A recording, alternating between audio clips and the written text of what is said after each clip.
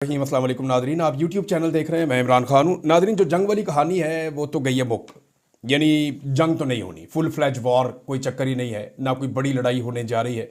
छोटा मोटा कोई टुक टक होगा और वो भी किसी खास एरिया में होगा। इंडिया कोई छोटी मोटी हरकत कर सकता है आने वाले दिनों में, क्योंकि इंडिया फंस गया। इंडिया ने जो जाल बिछाया था उसके अंदर खुद ही फंस गया। एक तो जो वाकया हुआ पहलगाम वाला, वो बड़ा नॉन प्रोफेशनल किस्म का वाकया था।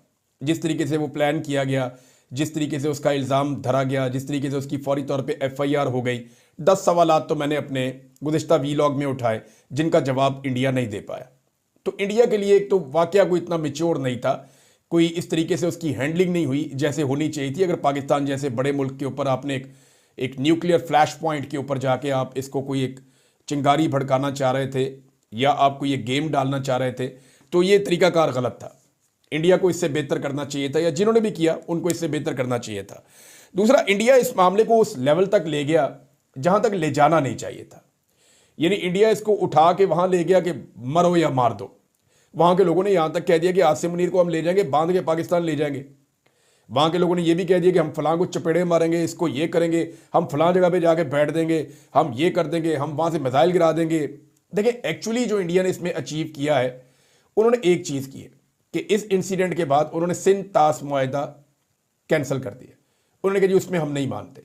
अब उसने जो फर्दर करना है, ये तो छोटा मोटा अगर कोई ऑपरेशन वो करे, क्योंकि उसको करना पड़ेगा। उन्होंने इस मामले को इतना ऊपर ले गए थे कि उनकी आवाम का अब उन पर बहुत दबाव है। आवाम अब लगातार दबाव डाल रही है, मीडिया भी दबाव डाल रहा है कि जनाब हमें छेड़ा क्यों था आपने, अब हमें कुछ करके दिखाएं। यहां 26 लाशें पड़ी हुई हैं, आपने तो डायरेक्टली पाकिस्तान पर इल्जाम लगा दिया। आपने तो कह दिया कि बॉर्डर पार से हुई है दहशतगर्दी, तो अब हमें दहशतगर्दों से इंतकाम चाहिए। अब जनाब इंडिया के अंदर अवाम के जज्बात भड़का के इंडियन हुकूमत खुद फंस गई है। बड़ी लड़ाई कर नहीं सकते, उनको आइडिया है कि दोनों ममालिक जो हैं वो एटमी पावर हैं, फिर दुनिया भी इसके बीच में आ जाएगी। और क्योंकि ये केस इतना मजबूत नहीं है तो इसके ऊपर बड़ी कोई जंग बनती भी नहीं है। लेकिन जो इंडिया ने किया, अभी मैंने आपको पहले बताया कि इंडिया एक अटैक कर सकता है, कहीं पे भी किसी एक एरिया को टारगेट करने की कोशिश कर सकता है, लेकिन उसके बाद पाकिस्तान की तरफ से जवाब भी जाएगा। दोनों तरफ जो है वो अपनी जीत और कामयाबी के शादियाने बजाए जाएंगे। पाकिस्तान कहेगा हम जीत गए, हमने मार दिया, हमने ये कर दिया। इंडिया कहेगा हम जीत गए, हमने मार दिया, हमने ये कर दिया। लेकिन पिछली मरतबा इंडिया को जेन्युइन मार पड़ गई थी। हुआ ये था कि उनके 2 तैयारे गिर गए, उनकी बदकिस्मती थी, और पाकिस्तान की एयरफोर्स ने लिहाज किया ही नहीं। इन्होंने भी गिरा दिया जब इनको मौका मिला, क्योंकि वो पाकिस्तान की टेरिटरी में आए हुए थे। एक उधर गिर गया, एक इधर गिर गया। तो इंडिया के लिए बड़ी शर्मिंदगी वाली बात हो गई थी पिछली मरतबा। अब वो शर्मिंदगी साथ जमा थी, ये इंडिया ने फिर अवाम के जज्बात को उठा के आसमान के साथ लगा दिया, एक जंगी जुनून पैदा कर दिया। अब अगर वो लड़ाई नहीं करता तो उनकी बहुत बेइज्जती होती है। लिहाजा उन्हें कुछ ना कुछ एक एक्शन छोटा मोटा लेना पड़ेगा। लेकिन जो बड़ा एक्शन है वो यही है कि वो फ्यूचर में पाकिस्तान के पानी को रोकने का इरादा रखते हैं। अगर वो पाकिस्तान के पानी को रोकते चले गए तो एक वक्त आएगा कि पाकिस्तान में वो जमीनों को बंजर करने के काबिल हो जाएंगे। अब जो पाकिस्तान के वज़ीर दिफा हैं, उन्होंने एक स्टेटमेंट दिया है, और मैं उम्मीद करता हूं कि पाकिस्तान ऐसा ही करेगा कि इंडिया जहां पे भी पाकिस्तान के पानी को रोकने के लिए स्ट्रक्चर बनाएगा, पाकिस्तान उस स्ट्रक्चर को तबाह कर देगा। और यही पाकिस्तान को करना चाहिए। यानी जब भी इंडिया कोई स्ट्रक्चर बनाए, सिंध ताश मुआहिदे की खिलाफ वर्जी करते हुए पाकिस्तान उस स्ट्रक्चर को तबाह कर दे। उसकी वजह यह है कि यह मुआहिदा तब तक खत्म नहीं हो सकता जब तक बाहमी रजामंदी ना हो दोनों फरीकैन की। तो पाकिस्तान की रजामंदी तो नहीं है इसको खत्म करने की। और इसी मुआहिदे के तहत तो इंडिया ने मशरकी दरिया जो हैं तीनों, उनके ऊपर रुकावटें डाल के तीनों दरिया हमारे खुश्क कर दिए थे, रावी भी, सतलुज भी, ब्यास भी। इंडिया ने उन्हें खुश्क कर दिया ना। कैसे किया? इसी मुआहिदे के तहत किया था। जब इस मुआहिदे के तहत उन्होंने 3 दरिया ले लिए, तो इस मुआहिदे के तहत बाकी 3 दरिया तो वो नहीं ले सकते, वो हमारे। अब इंडिया जब ये मुआहिदा तोड़ता है तो फिर हमें तो 6 दरिया वापस चाहिए। पाकिस्तान को भी यहां से शुरू होना चाहिए कि अगर आप इस मुआहिदे में नहीं मानते तो फिर दरियाए रावी पे, दरियाए सतलुज पे और दरियाए ब्यास पे आपने जितने भी डैम और बंद बनाए हम वो सारे गिरा देंगे। पाकिस्तान को फिर यह भी सोचना चाहिए कि अगर मुआहिदा ही नहीं है तो फिर तो 6 के 6 दरिया पाकिस्तान में आने चाहिए ना। हमने तो इस मुआहिदे के तहत 3 दरिया इंडिया को दिए थे। तो इंडिया फंस गया जो उसने किया। लेकिन अभी लतीफे जारी है। लतीफ़ों में से एक लतीफ़ा और आया। एक कठपुतली वज़ीर आज़म है आज़ाद कश्मीर का, चौधरी अनवारुल हक, जो अपने ताल्लुकदारी और रिश्तेदारी की वजह से वहाँ पे वज़ीर आज़म बन गया। और इसको पीपल्स पार्टी ने भी वोट दे दिया, इसको PMLN ने भी वोट दे दिया, इसको जनाब पीटीआई के लोगों ने भी वोट दे दिया। ये एक्चुअली एस्टेब्लिशमेंट का नुमाइंदा था जिसने सबसे वोट ले लिए और डंडे के जोर के ऊपर सबसे वोट लिया गया। पीपल्स पार्टी के लोग अपना उम्मीदवार खड़ा करना चाहते थे, इसने जाकर उन्हें कहा कि मुझे आराम से वोट दे दो वरना फिर आसिफ अली जरदारी तुम्हें कहेगा, और उन लोगों ने इनकार कर दिया। फिर जरदारी साहब को जब पैगाम पहुंचा तो जरदारी साहब ने फौरी तौर पे जो आज़ाद कश्मीर के उनके लोग हैं कि अपना नुमाइंदा बिठाओ और आपने वोट देने हैं इसको। तो ये ऐसे वज़ीर आज़म बना था। अब इसका एक लतीफ़ा सुने।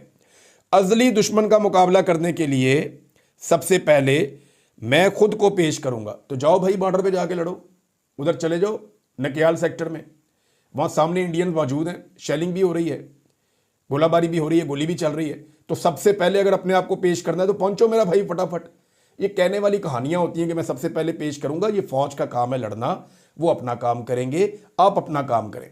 ये जज्बाती भाषण दे दे के लोगों को बेवकूफ़ बना रहे हैं। लोगों ने आपको वोट फिर भी नहीं देने, क्योंकि आपने गद्दारी की है, आपने गद्दारी की है अपने लोगों से, और जो मैंडेट वहाँ की आवाम ने दिया था पाकिस्तान तहरीक इंसाफ को, उस मैंडेट के साथ भी गद्दारी की है। बहरहाल आज़ाद कश्मीर में आप देखिएगा जो कश्मीर एक्शन कमेटी है वो आने वाले इलेक्शन के अंदर किस किस्म का माहौल पैदा कर देगी पूरे आज़ाद कश्मीर में, आप सोच भी नहीं सकते, और ये आपको होता हुआ ग्राउंड पे नजर आएगा। एक और नाजरीन खबर है, और वो खबर है जनाब आर्मी चीफ साहब के हवाले से। आर्मी चीफ ने एक स्टेटमेंट दिया है, और स्टेटमेंट तो उनका लंबा चौड़ा है क्योंकि कोर कमांडर कॉन्फ्रेंस हुई है और उस कॉन्फ्रेंस के अंदर से डिफरेंट स्टेटमेंट्स बाहर आए हैं। मिसाल के तौर पे army chief general Asim Munir की ज़ेर सदारत जो कोर कमांडर कॉन्फ्रेंस हुई, उसमें पाकिस्तान की मुसल्लह अफवाज दिफाए वतन के लिए अपनी आवाम के साथ मुत्तहिद होकर खड़ी हैं और जंग मुसल्लत करने की किसी भी कोशिश का यकीनी और फैसला कुन जवाब दिया जाएगा। लेकिन जो इंटरेस्टिंग स्टेटमेंट है आर्मी चीफ का वो ये है, पाकिस्तान के अवाम की उमंगों का हर कीमत पर एहतराम किया जाएगा इंशाअल्लाह। इंशाअल्लाह का मतलब आइंदा से, अल्लाह ताला ने चाहा तो आइंदा से अवाम की उमंगों का हर कीमत पर एहतराम किया जाएगा। देखें, अवाम ने तो जो उनकी उमंगें थीं वो तो इमरान खान साहब के साथ थीं और पाकिस्तान तहरीक इंसाफ के साथ थीं, और 8 फरवरी 2024 को उन्होंने अपना मैंडेट दिया था। तो अगर अवाम की उमंगों का एहतराम किया जाता तो जिनके पास अवाम का मैंडेट था उनकी हुकूमत होती पाकिस्तान में। तो अवामी उमंगों का एहतराम ना करके इदारे को और अवाम को दूर किया गया है। मेरे ख्याल में ये वक्त आ गया है कि फ़ौज होश के नाखून ले, जो मिलिट्री की आदत है, और वो ये फैसला करे कि वो सियासत के धंधे में नहीं पड़ेगी और अवाम के फैसलों के मुताबिक मुल्क को चलने दे। जमहूरी अंदाज में ये मुल्क चलेगा तो मुझे पूरा यकीन है 10-20 साल में ये मुल्क बहुत आगे निकल जाएगा, अगर दोबारा से कोई मिस एडवेंचर ना किया गया तो, या किसी को अगर अपनी एक्सटेंशन का ख्याल ना आया तो, या किसी को अपने ज़ाती मफादात के लिए मुल्क के फैसलों से खेलने का ख्याल ना आया तो पाकिस्तान आगे निकल जाएगा। फिलहाल मुझे ऐसी चीज़ें नज़र नहीं आ रही, लेकिन ये एक स्टेटमेंट बड़ा हौसला अफजा है जो आर्मी चीफ ने दिया है। तो स्टेटमेंट की हद तक तो है बात, अमली तौर पे वो ये कर पाते हैं या नहीं ये मैं कुछ कह नहीं सकता, लेकिन उन्होंने कहा कि अवामी उमंगों का हर कीमत पर एहतराम किया जाएगा। तो अवाम जो है वो तो बड़ी खुश हो जाएगी ये स्टेटमेंट सुनने के बाद, लेकिन जब ये अमली तौर पे होगा तो हम अनाउंस भी करेंगे, पाकिस्तानियों को मुबारकबाद भी देंगे और बताएंगे भी। नाज़रीन, बांग्लादेश से एक खबर आई है, ये बड़ी इंटरेस्टिंग है, ये मेरे पास है यहाँ पे खबर। ये भारत पाकिस्तान पर हमला करे तो बांग्लादेश भारत की 7 शुमाल मशरकी रियासतों पर हमला करके कब्जा कर ले। भारत जो है ना वहाँ पे एक चिकन स्नैक है। अगर आप भारत का नक्शा गौर से देखें तो आपको वहाँ एक चिकन स्नैक नज़र आती है। एक ऐसी जगह है जहाँ पे भारत का वजूद बहुत पतला हो जाता है, ऊपर एक मुल्क है, नीचे बांग्लादेश है। तो इस जगह से वो ये कहते हैं कि 7 रियासतों में कब्जा कर लें। ये इतना आसान नहीं है। ये major general retire Fazlur Rahman साहब बांग्लादेश के हैं, उन्होंने ये बात की है। लेकिन ऐसा हो नहीं सकता मेरे ख्याल में। वहाँ पे भारत की बड़ी तगड़ी आवाम भी रहती है और बड़ी तगड़ी फ़ौज भी वहाँ पे भारत की मौजूद है, और बांग्लादेश खुद इस वक्त जिन मसाइल का शिकार है, ऐसी सूरत हाल में उन 7 रियासतों पे कब्जा करना मुझे नहीं लगता कोई आसान होगा। ये एक स्टेटमेंट तो हो सकती है बांग्लादेश की। बांग्लादेश को भी इस वक्त कोई जंग सूट नहीं करती और बांग्लादेश कोई एटमी मुल्क नहीं है। भारत एटमी ताकत भी है और वो ताकतवर मुल्क है। तो हकीकत तो ये है कि ये नहीं हो सकता, लेकिन एक धमकी बहरहाल भारत को लगी है।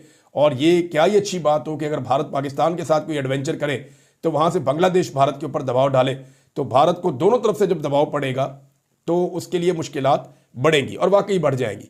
नाज़रीन, नदीम अंजुम साहब के हवाले से एक खबर दी है, और ये खबर दी है मोहसिन नकवी साहब ने। और देखिए, नदीम अंजुम साहब भी एक्सटेंशन चाह रहे थे उस दौर में, मुझे कुछ लोगों ने बताया था। जब उनकी रिटायरमेंट करीब आ रही थी तो मुझे कुछ लोगों ने बताया था कि वो चाहते थे कि उनको एक्सटेंशन मिल जाए। उनकी घर में एक शादी थी, उसके लिए उन्होंने अपनी रिटायरमेंट का टाइम भी थोड़ा सा आगे किया था और एक स्पेशल रिक्वेस्ट की थी गालिबन, जहाँ तक मुझे याद है। तो वो ये चाह रहे थे कि उनको एक्सटेंशन मिल जाए और उनकी एक्सटेंशन के लिए कोई कोशिश भी हुई थी, लेकिन उन्हें एक्सटेंशन नहीं मिली। अब नजम सेठी साहब कहते हैं कि नदीम अंजुम रिटायरमेंट के बाद शहबाज शरीफ के सिक्योरिटी एडवाइजर बनना चाहते थे कि नेशनल सिक्योरिटी एडवाइजर का ओहदा नदीम अंजुम साहब को मिल जाए, लेकिन उनकी सिफारिश सुनी नहीं गई। अब फौजियों ने सोचा है कि पहले भी सब कुछ हम ही चला रहे हैं, अब आईएसआई चीफ को नेशनल सिक्योरिटी एडवाइजर बना दिया गया है ताकि सब कुछ अपने ही बंदे करें। ये जनाब नजम सेठी साहब ने कहा, एग्जैक्टली यही है। अब बाकायदा आईएसआई के जो चीफ हैं वो पाकिस्तान की काबीना का हिस्सा है, पाकिस्तान की हुकूमत का भी हिस्सा है, और कैबिनेट के जो फैसले हैं वज़ीर आज़म की, उसके अंदर जो आईएसआई के चीफ हैं उनका उसके अंदर हिस्सा हुआ करेगा। अब देखना यह है कि वो रिटायरमेंट के बाद भी इस ओहदे पे कायम रहते हैं या नहीं रहते, या आने वाले जो डीजी आईएसआई होंगे उनको नेशनल सिक्योरिटी एडवाइज़र लगाया जाएगा या इन्हीं को कंटिन्यू करवाया जाएगा। इस सवाल का जवाब हमें तब मिलेगा जब ये रिटायर होंगे। नादरीन, जो विल्सन का जो बिल है, दो चीज़ें अमेरिका में इस वक्त हो रही हैं एट अ टाइम। एक जो विल्सन का बिल है जो विल्सन खुद लेकर आया, जिसके अंदर आसिम मुनीर साहब पे पाबंदियां और बहुत सारी और चीज़ें उसके अंदर शामिल हैं। पाकिस्तान डेमोक्रेसी एक्ट उसे कहते हैं। दूसरा जो एक लेटर है, जो अभी यहाँ से ब्रैगमैन गए वापस, जैक ब्रैगमैन, जिन्होंने आर्मी चीफ से मुलाकात भी की, ये वापस गए। इन्होंने एक लेटर लिखा डोनाल्ड ट्रंप को, जिसमें इन्होंने मोहसिन नकवी के खिलाफ भी लिखा है और साथ ही साथ इन्होंने इस लेटर के अंदर पाबंदियों का मुतालबा भी किया है। अब बहुत सारे पाकिस्तानी इस बिल को सपोर्ट कर रहे हैं, बहुत सारे ओवरसीज पाकिस्तानी इस लेटर को भी सपोर्ट कर रहे हैं। तो कुछ लोग कह रहे हैं कि इससे एक डिवाइड पैदा हो रही है, एक यूनिफाइड एफर्ट होनी चाहिए। सेम टाइम में दोनों चीज़ों को भी सपोर्ट किया जा सकता है, लेकिन हमें ये याद रखना पड़ेगा कि जितने फ्रंट हों सबके ऊपर कोशिश होनी चाहिए। बिल का प्रेशर बहरहाल ज़्यादा है, ये मैं आपको बता दूं कि क्योंकि पाकिस्तान में भी सहाफ़ी ये कह रहे हैं और सोर्सेज ये बताते हैं कि पाकिस्तान की एस्टेब्लिशमेंट जिस चीज़ का ज़्यादा प्रेशर ले रही है वो जो विल्सन का बिल है, जिसके दबाव की वजह से काफ़ी परेशानी है कि जो विल्सन का बिल अगर आ जाता है और मंजूर हो जाता है तो फिर पाकिस्तान के आर्मी चीफ के ऊपर पाबंदियां लग जाएंगी, और ये पाकिस्तान की तारीख में पहली मरतबा होगा, इससे पहले ये नहीं हुआ है। लेटर का मामला ये है कि ये डायरेक्टली ट्रंप के पास गया है। ट्रंप को पहले भी बहुत सारे लेटर लिखे गए हैं। तो मेरे ख्याल में पाकिस्तानियों को बहुत सारे फ्रंट्स पे काम करना चाहिए, लेकिन मुश्तरका तौर पे मिलकर काम करना चाहिए। जितनी कोऑर्डिनेशन बेहतर होगी उतने बेहतर अंदाज में पाकिस्तान में डेमोक्रेसी के लिए, आज़ादी इजहार राय के लिए, इंसानी हुकूक की पामालियों को रोकने के लिए और रूल ऑफ लॉ के लिए ओवरसीज पाकिस्तानी अपना किरदार अदा कर सकेंगे। नादरीन, आज़ादी इजहार राय का मैंने जिक्र किया तो मैं आपके सामने रख दूं, एक नई रिपोर्ट आई है मेरे पास और ये बड़ी खौफनाक रिपोर्ट है। ये रिपोर्ट है जी प्रेस फ्रीडम इंडेक्स की, और ये रिपोर्ट क्या बताती है, इसकी कुछ चीज़ें मैं आपके साथ शेयर करता हूँ। पाकिस्तान में गुज़िश्ता एक साल में 5 सहाफ़ी कत्ल हुए, 8 शदीद जख्मी हुए, 36 मीडिया कारकुनान पर हमले हुए, 14 सहाफ़ियों के खिलाफ मुकदमात दर्ज हुए, 8 सहाफ़ियों को गिरफ्तार किया गया, 8 सहाफ़ियों को कत्ल समेत दीगर धमकियां मिली हैं। ये तो बड़ा माइनर सा डाटा है। अभी थोड़े दिन के बाद रज़ी ताहिर साहब की टीम जो है वो एक डाटा जारी करेगी, तो उसमें आपको पता चलेगा कि एक्चुअली पाकिस्तान के सहाफ़ियों के साथ हुआ क्या है। लेकिन ये जो रिपोर्ट है ये भी बहुत कुछ बता रही है। ये रिपोर्ट बता रही है कि प्रेस फ्रीडम इंडेक्स में पाकिस्तान की तनज़ली हुई है। पाकिस्तान 152वें नंबर से 158वें नंबर पर चला गया है। आलमी सहाफ़ती तंजीम रिपोर्टर्स विदाउट बॉर्डर ने 180 ममालिक में आज़ादी इज़हार राय की सूरत हाल पर नई रिपोर्ट जारी की है। पाकिस्तान की बहुत बदतरीन सूरत हाल है, 152 से उठ के 158 दर्जे पे पाकिस्तान पहुंच गया है, और आज़ादी सहाफ़त पर लगने वाली कदगने तनज़ली की अहम वजह करार दी गई है। अभी इसमें जो मीडिया के बहुत सारे लोगों की फैमिलीज़ के उनके रिश्तेदारों के अकाउंट्स बंद किए गए हैं, वो चीज़ें अभी इसके अंदर शामिल नहीं की गई, और ये चीज़ें आने वाले दिनों में शामिल होंगी। आज मेरी एक सहाफ़ी से बात हो रही थी, उन्होंने बताया कि जनाब पाकिस्तान में 34 सहाफ़ियों के नाम शॉर्ट लिस्ट किए गए हैं, जिनके अपने, उनके फैमिली मेम्बर्स के और उनके आसपास के जितने लोग हैं उन सबके बैंक अकाउंट सील कर दिए जाएंगे। इब्तदाई तौर पे 8 सहाफ़ियों के बैंक अकाउंट उनकी फैमिलीज़ के, उनके आसपास के लोगों के सील कर दिए गए हैं, और मुबैना तौर पे जो बाकी लोग हैं उनके अकाउंट्स भी जल्द सील कर दिए जाएंगे। तो ये तो चल रहा है नादरीन पाकिस्तान में हुकूमत की तवज्जो। सहाफ़ियों के अकाउंट बंद कर रहे हैं, लेकिन इन्होंने पाकिस्तान में जो इस वक्त इकॉनमी है उसकी क्या हालत की है, उस हवाले से भी मेरे पास खबर मौजूद है। लेकिन पहले एक मुजम्मल असलम साहब ने इस पे स्टेटमेंट दिया है और ये बड़ा इंपॉर्टेंट स्टेटमेंट है। मुजम्मल असलम साहब बताते हैं कि शहबाज शरीफ ने ये पाकिस्तान का वाहिद वज़ीर आज़म होने का इन्होंने एजाज़ हासिल किया है जिसने 3 सालों में IMF के 4 प्रोग्राम लिए हैं। यानी इमरान खान का IMF का एक प्रोग्राम के ऊपर ये धाड़े मार मार के रोते थे। इनका जो अर्दली मीडिया था वो छलांगे मारता था, नाच नाच के घुंघरू तोड़ देते थे, गला फाड़ किस्म की ट्रांसमिशनें वो करते थे, तत्ते तवे पे बैठ जाते थे वो सहाफ़ी और उछल उछल के बोलते थे कि इन्होंने IMF का इमरान खान साहब ने मुआहदा कर लिया। ये तो कहते थे हम खुदकुशी कर लेंगे, हम जाएंगे ही नहीं। इन्होंने स्यापा डाला हुआ था पाकिस्तान में एक इमरान खान साहब जब डील कर रहे थे IMF के साथ। और अब शहबाज शरीफ पाकिस्तान की तारीख का वाहिद वज़ीर आज़म है। मुजम्मल असलम साहब ने ये इंफॉर्मेशन शेयर की कि जिसने 3 सालों में 4 IMF प्रोग्राम लिए। जब ये PDM की हुकूमत में आए तो पाकिस्तान का कर्जा, जब ये आए थे ना हुकूमत में, पाकिस्तान को उस वक्त कर्जा क्या था, 43,500 अरब रुपए था, 43,500 अरब रुपीज़, बिलियन रुपीज़, ये पाकिस्तान का कर्जा था। और अब ये कर्जा बढ़ के 72,000 अरब रुपए तक पहुंच चुका है। अब आप अंदाज़ा करें कि कितनी रफ्तार से पाकिस्तान बनने के बाद से लेकर इमरान खान साहब के दौरे हुकूमत के इख्तिताम तक लगभग 75 सालों में पाकिस्तान का कर्जा जो था वो 43,500 अरब रुपए था। और सिर्फ 3 सालों के अंदर इन्होंने उसके अंदर कितना इजाफा किया, ये उसको उठाकर 72,000 अरब तक ले गए। यानी जितना कर्जा इन्होंने लिया है, पाकिस्तान ने इतनी स्पीड में कभी कर्जा नहीं लिया। जो तबाही इन्होंने फेरी है मईशत की, वो कभी नहीं फेरी। और तजारती खसारा जो है वो बहुत ज़्यादा पाकिस्तान का बढ़ गया। माहाना बुनियादों के ऊपर तजारती खसारा बढ़ते बढ़ते 55.20% तक पहुंच गया है, एक्सप्रेस न्यूज़ की रिपोर्ट के मुताबिक। अब आप अंदाज़ा करें कि किस तरीके से पाकिस्तान में तजारती खसारा बढ़ रहा है। ये खसारा होता क्या, देखिए, आपकी जो इंपोर्ट आप करते हैं, दुनिया से चीज़ें मंगवाते हैं और जो चीज़ें आप दुनिया को भेजते हैं, उनके बीच में जब गैप पैदा हो जाए तो ये तजारती खसारा होता है। और ये किसी भी मुल्क के लिए बहुत नुकसानदेह चीज़ है। अब हो ये रहा है कि हम जो एक्सपोर्ट्स कर रहे हैं दुनिया में, वो लगातार कम होती चली जा रही है। जो चीज़ें हम बाहर भेज रहे हैं उसमें जो अभी मज़ीद कमी हुई है 19.05% तनज़ली हुई है और इससे 2 अरब 14 करोड़ 10 लाख डॉलर्स तक ये पहुंची हैं, जो बहुत कम हो गई है। अदादोशुमार के मुताबिक, ये सरकारी अदादोशुमार हैं, वफाकी इदारा शुमारियात उनके सरकारी अदादोशुमार हैं। मैं अपने से कोई बात नहीं कर रहा, मैं यहाँ से पढ़ के आपको सरकारी जो अदादोशुमार है वहाँ से पढ़ के सुना रहा हूँ। अदादोशुमार के मुताबिक जुलाई 2024 से अप्रैल 2025 के दौरान तजारती खसारा 8.81% बढ़कर 21 अरब 35 करोड़ डॉलर से तजावज़ कर गया है। अदादोशुमार के मुताबिक अप्रैल में सालाना बुनियाद पर तजारती खसारे में 35.79% का इजाफा हुआ है और माहाना बुनियाद पर बरामदात में 19.5% कमी हुई है। अब आप अंदाज़ा करें कि इन्होंने पाकिस्तान की मईशत को कैसे गड़े में फेंका और कैसा तबाह किया है। नाज़रीन, एजाज चौधरी साहब की ज़मानत हो गई है, सुप्रीम कोर्ट ऑफ पाकिस्तान से उनकी ज़मानत हुई है। मियाँ अली अशफाक साहब से बात हुई तो वो, क्योंकि एजाज चौधरी साहब के वकील हैं, सुप्रीम कोर्ट से उनको बेल मिली है 9 मई वाले केस में। आप अंदाज़ा करें कि 2 साल गुजरने के बाद एक शख्स को जो बेगुनाह जेल के अंदर बंद है, 2 साल गुजरने के बाद उसको सुप्रीम कोर्ट ऑफ पाकिस्तान में पहुंच के बेल मिली है। इस मामले में इसका इम्पैक्ट तो ये आना चाहिए कि शाह महमूद कुरैशी साहब, यास्मीन राशिद साहिबा, उमर चीमा, महमूद रशीद साहब और बाकी लोगों को भी बेल मिले और उनके ऊपर भी ये मुकदमात ख़त्म हो ताकि वो बाहर आए और नॉर्मल ज़िंदगी शुरू करें। इन्हें जेलों में भर के किसकी अना को तस्कीन मिल रही है, तबाही फेर दी है बेचारों के साथ। वहाँ जजेस भी परेशान हो गए, सर पकड़ के बैठ गए कि ये कितना जुल्म किया है इन्होंने एक बीमार आदमी को, और वो भी शेर का बच्चा डट के बैठा हुआ था। एजाज चौधरी हो गए या बाकी लोग हो गए, वो कहते हैं मसला ही कोई नहीं, हम और जेल काट लेंगे।